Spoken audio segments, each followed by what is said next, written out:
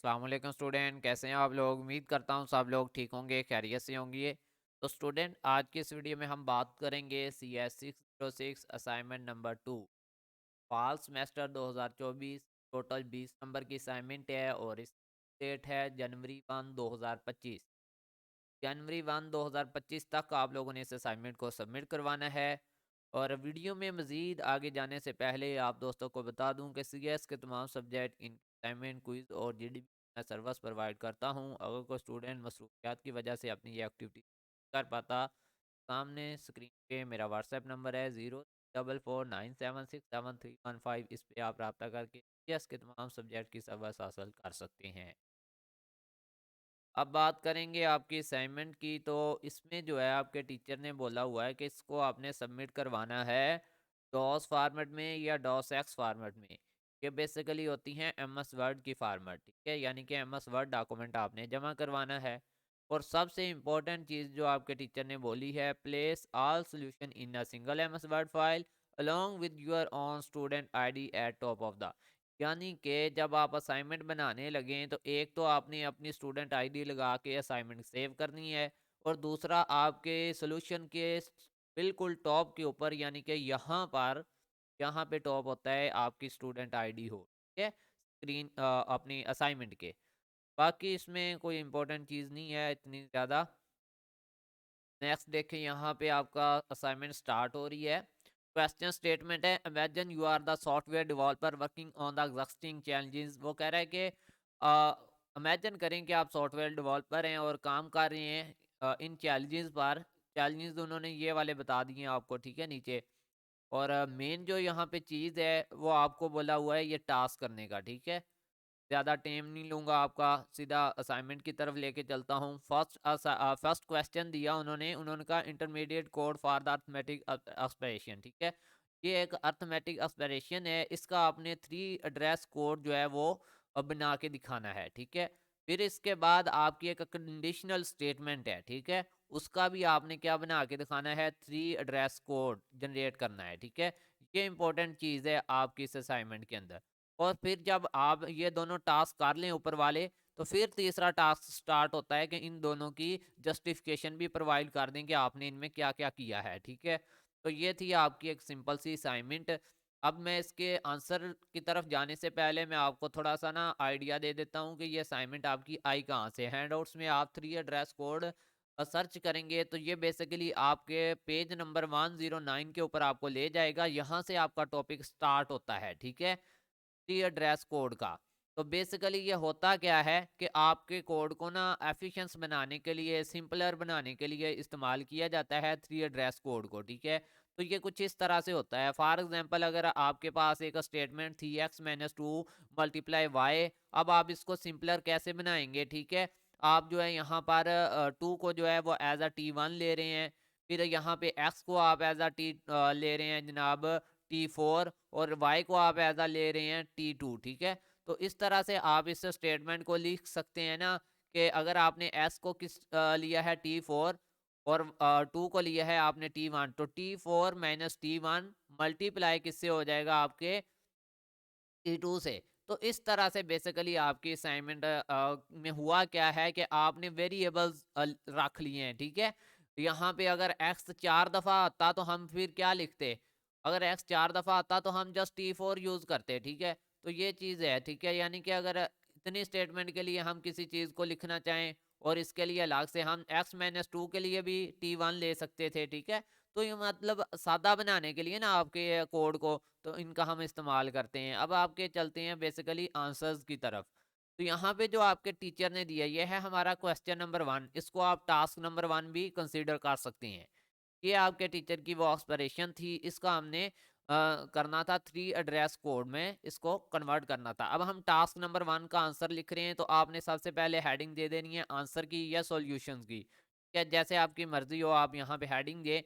अब यहाँ पे बेसिकली हमने क्या किया, ए प्लस बी को हमने ले लिया एज आ, यहाँ पे मैं इसका कलर थोड़ा सा रेड कर लेता हूँ, यहाँ पे कलर है ये रहा। A+B को हमने T1 कंसिडर किया है, ठीक है। A+B को हमने T1 कंसिडर किया है। इसके बाद जो आपका आ गया मल्टीप्लाई सी, तो ये हमने क्या किया, T1 को मल्टीप्लाई कर दिया C के साथ और इस पूरी स्टेटमेंट को हमने क्या बना लिया। अब हमने इस पूरी स्टेट को कंसीडर कर लिया T2, ठीक है। जब हम मल्टीप्लाई करा लेंगे ना C के साथ, फिर हम कंसीडर करेंगे कि ये हमारी जो स्टेटमेंट है वो अब क्या बन गई है। यहाँ पे इसका कलर थोड़ा सा ग्रीन कर देता हूँ जी। अब ये बन गई है आपकी T2, ठीक है, पूरी स्टेटमेंट।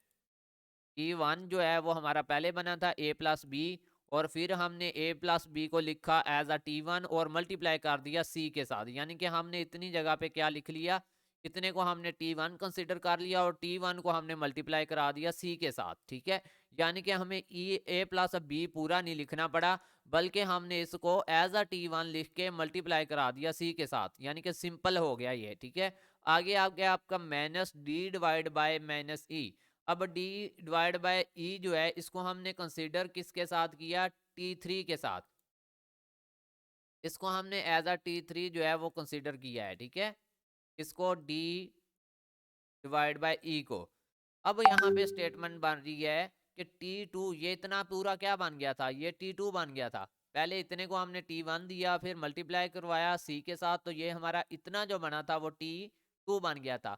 अब T2 और ये हमारा T3 है, तो हम लिख सकते हैं ना T2 माइनस T3, यानी कि इतनी स्टेटमेंट हमारी T2 है, और ये बाद वाली जो स्टेटमेंट है माइनस की, ये हमारी T है। जब हम इसको लिखेंगे ना T2 माइनस T3, तो ये बेसिकली एक और बन जाएगा, T4 बन जाएगा, यानी कि हम इतनी सारी स्टेटमेंट को जस्ट T4 लिख सकते हैं, ठीक है। यानी कि हम इतनी पूरी स्टेटमेंट को T4 जो है वो कंसीडर कर सकते हैं। लेकिन इस पूरी स्टेटमेंट को T4 कैसे बनाया, उसके लिए ये स्टेप होते हैं। इसीलिए आपके टीचर ने असाइनमेंट दी है कि किस तरह से 3 एड्रेस कोड जनरेट होता है, इसकी एक्सप्रेशन किस तरह से लिखी जाती है। अगर आपको कोई बोले भाई कि ये सारा इक्वल टू T4 है, कैसे है, तो फिर अगर आप उसको ये सारी चीज़ें बताएंगे तो वो कहेंगे हाँ भी वाकई T4 बन रहा है, ठीक है। तो ये आपका आंसर था इतना। उम्मीद है कि आपने लिख लिया होगा और 100% ओके आंसर है आपके क्वेश्चन नंबर 1 का। अब चलते हैं हमारे क्वेश्चन नंबर 2 की तरफ। यहाँ पर भी सेम प्रोसेस हमने करना है, 3 एड्रेस कोड जनरेट करवाना है, ठीक है। और अब हमारे पास जो दे दी गई है वो कंडीशनल स्टेटमेंट है, और पहले जो हमें दी गई थी वो बेसिकली अर्थमेटिक एक्सप्रेशन थी, ठीक है। अब हमारे पास जो है वो बेसिकली है एक कंडीशनल स्टेटमेंट, ठीक है। चलें जी। अब इसके अंदर क्या होगा, A ग्रेटर देन B है, ठीक है, तो फिर गो टू L1 हो जाएगा, ठीक है। If A greater than B go to L1, ये हमारा फर्स्ट बन जाएगा। और आगे हमारे पास क्या है, Y प्लस Z, तो y प्लस जी हमारा क्या बनेगा, T1 बन जाएगा। इसी तरह अगला हमारा स्टेप क्या है, x। x इक्वल टू हमने एज अ T1 लिखा है, क्योंकि यहाँ पर बेसिकली आपका x जो है वो इक्वल टू आ रहा है, ठीक है, इसके y प्लस जी के। ये देखें, ठीक है, x equal to y plus g है, और y प्लस जी को हमने लिया है T1 के तौर पे। तो हम लिख सकते हैं ना x इक्वल टू T1, क्योंकि T1 क्या है, x प्लस जी ही तो है जो हमने ऊपर लिया है, ठीक है। तो इस तरह से हम लिख सकते हैं। आगे है गो टू L2, ठीक है, ये आपके स्टेटमेंट के लिए लिखा है, इसके लिए एल्स के लिए, ठीक है। तो आगे नेक्स्ट है जनाब आपका L1 ratio T2 equal to y minus two, ठीक है। अब x इक्वल टू T2 हम लिख सकते हैं। क्यों लिख सकते हैं भाई, ये देखें यहाँ पर x माइनस जी जो है वो इक्वल टू x है, तो y माइनस जी को हमने T2 लिया है, तो हम लिख सकते हैं x equal to y minus g. तो इस तरह से ये आपका आंसर जो है वो बनेगा, ठीक है। L2, यहाँ पर L2 और रेशियो का साइन लाजमी डालना, एज इट लिखेंगे इंशाल्लाह आपको पूरे नंबर मिलेंगे, ठीक है।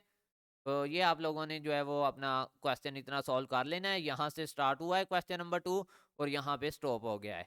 अब नेक्स्ट चलते हैं हमारे क्वेश्चन नंबर 3 की तरफ, जिसमें उन्होंने कहा था कि आपने जस्टिफिकेशन प्रोवाइड करनी है इस चीज़ की ऊपर जो आपने अर्थमेटिक एस्पिरेशन का 3 एड्रेस कोड जनरेट किया उसकी, और जो आपने जो है क्या बोलते हैं इसको, यहाँ पे स्टेटमेंट, हाँ, कंडीशनल स्टेटमेंट का जो और 3 एड्रेस कोड जनरेट किया उसकी आपने थोड़ी सी एक्सप्लेनेशन देनी है। तो सबसे पहले आप लिखेंगे अर्थमेटिक एस्पिरेशन ऑप्टिमाइजेशन, ठीक है। इसके बारे में आपने लिखना है कि इसमें हमने क्या क्या चीज़ें की हैं। इसमें हमने किया है, रिड्यूस कर दिया है रिकम्पिटिशंस को, ठीक है। यहाँ पे स्पेस ना देना, अगर दे देंगे तब भी कोई मसला नहीं है, ठीक है। तो रिकम्पिटिशन को हमने यहाँ पे कर दिया है कम, इसका थोड़ा सा आप अगर देख लें तो कोई और वर्ड भी यूज़ कर सकते हैं यहाँ पे, तो इतना आपने लिख लेना है। फिर कंपैक्ट एंड सक्वेशनल, ठीक है, ये इतना लिख दीजिएगा। फिर हमने रिसोर्स एफिशिएंसी को बढ़ाया है, इतना लिख देना, ठीक है। और कंडीशनल स्टेटमेंट के लिए हमने क्या किया है उसके बारे में आप लिखेंगे कि इसमें हमने एफिशिएंस ब्रांचेस की हैं, ठीक है। और दूसरा हमने क्या किया है, लोकलाइज कैलकुलेशन की है, ठीक है। तीसरा हमने क्या किया है, मिनिमम किया है, इंस्ट्रक्शंस को हमने कम किया है। तो बस ये थी आप लोगों की असाइनमेंट। अगर कोई मुझसे बनवाना चाहता है तो ये मेरा राब्ता नंबर है, इस पर राब्ता कर सकते हैं। मिलते हैं न्यू वीडियो में, तब तक के लिए अल्लाह हाफिज़, फीमानिल्लाह, अपना ख्याल रखिएगा।